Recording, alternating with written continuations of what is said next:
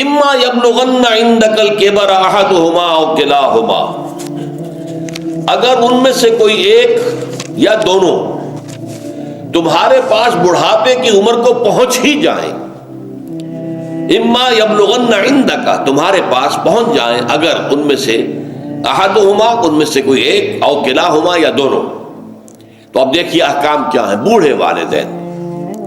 فلا تقل لہما if, number ایک انہیں اف تک مت کہو۔ اف کیا ہے؟ بڑی چھوٹی سی شے، کوئی حقارت آمیز شے، ناخن جو تراش دیے جاتے ہیں ان کو بھی اف کہتے ہیں۔ اتنی سی چھوٹی بات بھی ان سے نہ کہو کہ ان کی گستاخی جو ہے اس درجے میں ہو رہی ہو، جیسے کہ یہ تراشے ہوئے ناخن ہے، اس درجے میں بھی کوئی گستاخی ان کے سامنے نہ کرو۔ فلا تقل لہما اف، اف ہے آپ پر۔ ہمارے ہاں یہ لفظ اف زیادہ استعمال نہیں ہوتا، تف استعمال، تف ہے تم پر، تف ہے آپ پر، نہیں، ہرگز نہیں۔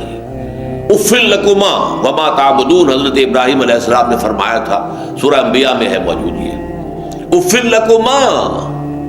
سورہ احقاف میں جو سرکش اولاد ہوتی ہے ان کے بارے میں کہا گیا وہ اپنے والدین کو اف لکما، آپ پر تف ہو، نہیں۔ لیکن یہاں جو حکم ہے فلا تقل لہما اف، انہیں اف تک نہ کہو۔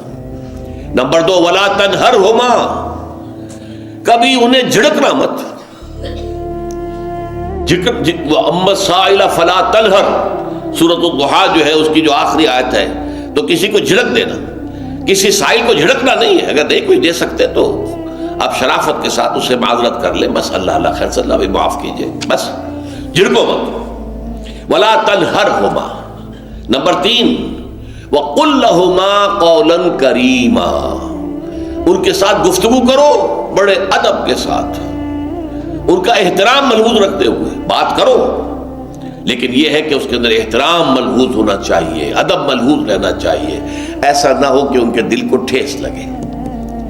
یہی ہے وہ جو بچہ سا تھا ہماری گود میں کھیلتا تھا، اس کی نجاستیں ہم صاف کرتے تھے، اس کو دودھ ہم پلاتے تھے، اس کو چلنا ہم نے انگلی پکڑ پکڑ کر، آج کل تو خیر اور بہت سی چیزیں ایجاد ہو گئی ہیں، واکرز ہیں اور کیا کیا ہے، لیکن پہلے کیا ہوتا تھا، والدین ہی انگلی پکڑ کر چلایا کرتے تھے اور چلانا سکھاتے تھے۔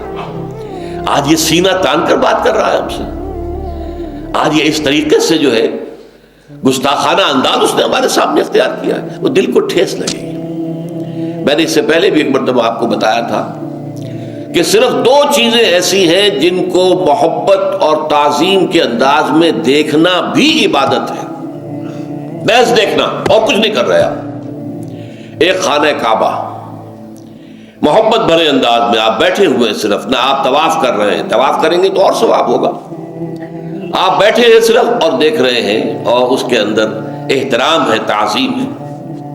اللہم زد بیتک ھذا تشریفا و تکریما و تعظیما۔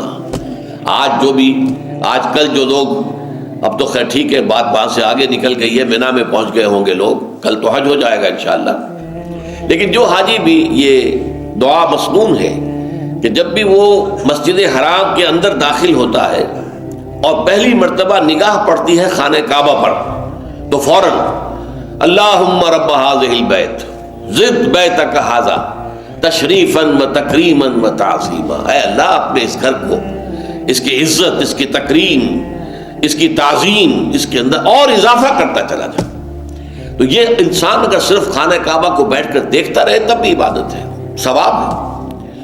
اور اسی طرح بوڑھے والدین کو محبت بھری نگاہ سے دیکھنا، یہ بھی موجب ثواب ہے، کہ دل جو ہے ان کو کہیں کوئی آئینہ قلب جو ہے ان کے احساسات کو ٹھیس نہ پہنچے، اس کا لحاظ رکھنا۔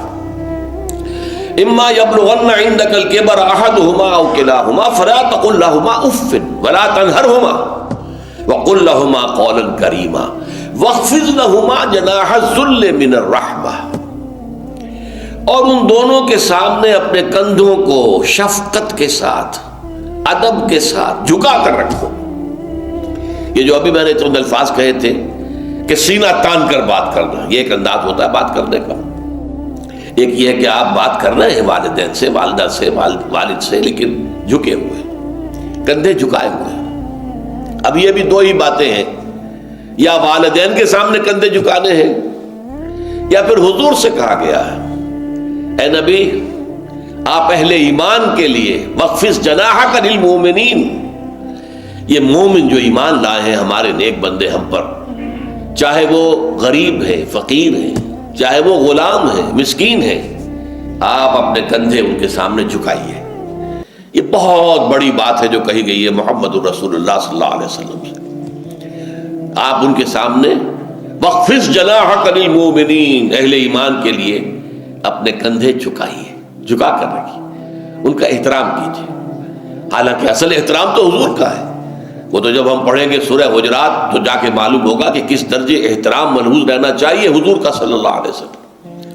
لیکن یہاں نوٹ کیجئے وَخْفِضْ لَهُمَا جَنَاحَ الذُّلِّ مِنَ الرَّحْمَةِ، اور اس سب کے بعد بھی وَقُلْ رَبِّ ارْحَمْهُمَا كَمَا رَبَّيَانِي صَغِيرًا، اور یہ دعا کرتے رہا کرو اے رب ہمارے ان دونوں پر، میرے والدین پر رحمت فرما، رحم کر، جیسے کہ انہوں نے مجھے پالا پوسا جبکہ میں چھوٹا سا تھا۔ اب دیکھیے یہاں لفظ کیا آیا، ربیانی، رب، اللہ تعالیٰ رب ہے حقیقی، وہ ہے اصل میں پالن ہار، ساری چیزیں اس کی پیدا کردہ ہے۔ ماں باپ کے دل میں بھی محبت اور شفقت تو اسی نے ڈالی ہے، ماں کی چھاتیوں میں دودھ تو اسی نے بنایا، پیدا کیا ہے، تو اصل رب تو وہ ہے۔ لیکن اس کی ربوبیت کا ظہور جو ہو رہا ہے عالم واقعہ میں، عالم مادی میں، وہ والدین کی ربوبیت ہے۔ والدین پال رہے ہیں، پوس رہے ہیں، اپنی راتوں کی نیندیں حرام کرتے ہیں، بچے کو تکلیف ہے تو والدین نہیں سو سکتے، کوئی اور معاملہ ہے تو اس ظاہر بات ہے کہ ان کا آرام چین بالکل حرام ہو جاتا۔ یہ ہے در حقیقت۔ اب ان کا بدلہ کیا چکا سکتا ہے آدمی؟ میں نے بار عرض کیا ہے کہ شکر جو ہے وہ شکر کا تقاضا یہ ہے کہ انسان حق ادا کرنے کی کوشش کرے۔ حل جزاء الاحسان الا الاحسان، کسی نے آپ کے ساتھ بھلائی کی ہے تو آپ کو بھی اس کے ساتھ بھلائی کرنی چاہیے۔ لیکن والدین نے جو بھلائی تمہارے ساتھ کی ہے تم اس کا بدلہ کیا دے سکتے ہو؟ اگر تم نے ان کے بڑھاپے میں خبر گیری کر بھی لی تب بھی وہ بدلہ نہیں ہو سکتا کہ جو انہوں نے تمہارے وجود میں آنے اور تمہارے لیے جو مشقتیں جھیلی ہیں، جو اثار کیا ہے، جو قربانیاں دی ہیں تمہیں پالنے پوسنے کے لیے، اس کا بدلہ نہیں ہو سکتا۔ اس کا بدلہ ایک ہی ہے، اور وہ کیا ہے؟ اللہ سے دعا کیا کرو وَقُلْ رَبِّ ارْحَمْهُمَا كَمَا رَبَّيَانِي صَغِيرًا، پروردگار ان دونوں پر رحم فرما، رحمت نازل فرما، ان کی مغفرت فرما، ان کے درجات بلند کر، ان کی غلطیوں سے درگزر فرما، ان کے گناہوں کو بخش دے، ان کی غلطیوں سے چشم پوشی اختیار فرما پروردگار۔ اور یہ در حقیقت میں تجھ سے درخواست کیوں کر رہا ہوں کہ مجھ پر ان کے احسان کا بہت بڑا بوجھ ہے، ان کے احسانات کا بدلہ میں نہیں چکا سکتا۔ وَقُلْ رَبِّ ارْحَمْهُمَا كَمَا رَبَّيَانِي صَغِيرًا، اور کہا کرو اے رب ہمارے، اے رب میرے ان والدین کے اوپر، بوڑھے والدین پر رحم فرما۔ اور ظاہر بات ہے کہ یہ سلسلہ جو ہے یہ صرف زندگی کا نہیں ہے، ان کے انتقال کے بعد بھی رب ارحمہما کما ربیانی صغیرا، رب اغفر لی ولوالدی وارحمہما کما ربیانی صغیرا، یہ آپ کی نمازوں کے ساتھ دعاؤں میں مستقل دعا ہو جانی چاہیے کہ اے پروردگار میری بھی بخشش فرما دے، مجھے بھی بخش دیجو، اور پھر میرے والدین کو بھی بخش دیجو، اور ان پر رحمت نازل کیجو جیسے کہ اس نے مجھے پالا پوسا تھا جبکہ میں چھوٹا سا تھا۔ وَقُلْ رَبِّ ارْحَمْهُمَا كَمَا رَبَّيَانِي صَغِيرًا۔ ابھی اس مضمون کا ایک اہم حصہ باقی ہے، اور وہ کیا ہے کہ والدین میں سے والدہ کا مقام جو ہے وہ 3 گنا زیادہ ہے۔ اس پر انشاءاللہ تعالی اب اگلی نشست میں گفتگو ہوگی۔ اقول قولی ھذا واستغفر اللہ لی ولکم ولسائر المسلمین والمسلمات۔